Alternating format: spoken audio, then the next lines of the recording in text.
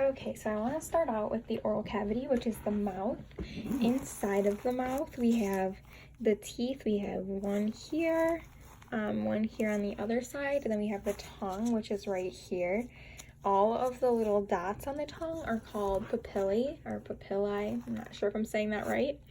The hard palate, you can see, is like almost ribbed, and it is like very hard, just like in our own mouths. And the soft palate is back here, significantly softer.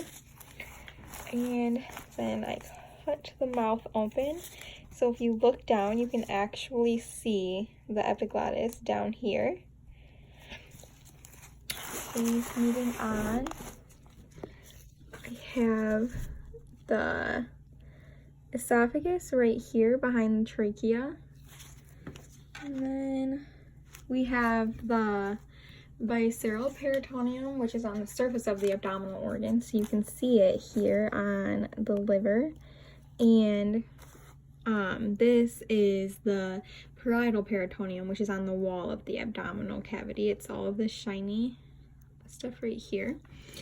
Then I'm gonna talk about the aorta, which the heart is kind of falling apart here because it's already been dissected. But the first branch off of the aorta is the celiac trunk, which supplies the blood to the stomach, liver, and spleen. Then we have the superior mesentery artery, which I believe, if you look at the small intestine here, I believe it's this artery, this red artery right here.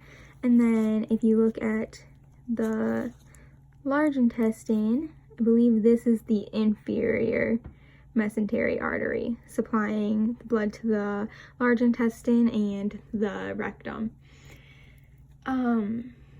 Next we have the stomach, which is right under here. Sorry, this is hard to do with only two hands.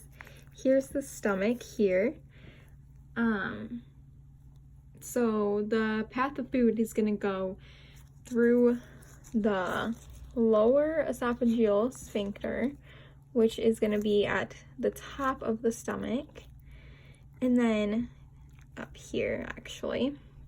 And then food's going to travel through the stomach down here where the pyloric sphincter is, which leads into the cecum. Then it's going to go down through here and go into the spiral colon, which is down here. And then it's going to go down through the rectum, which you can see here. And if you follow that down, all the way at the very end would be the anus, where all of the material would get secreted.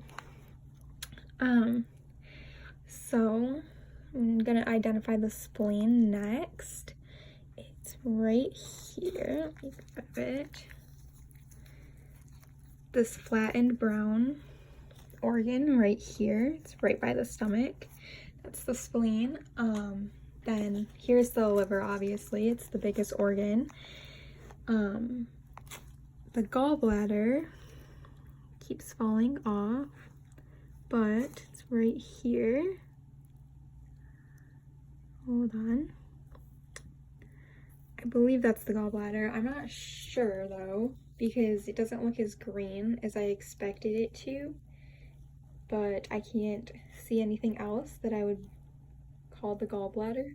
So I believe that's the gallbladder, and if it is, then we would have the cystic duct coming off of it here. And then I know they're in this area, but it's kind of hard for me to identify the bile duct and the common hepatic duct, I believe. I know the bile goes into the small intestine, so if I think about that, like logically, I believe it would be like over here in this area, go down to the small intestine.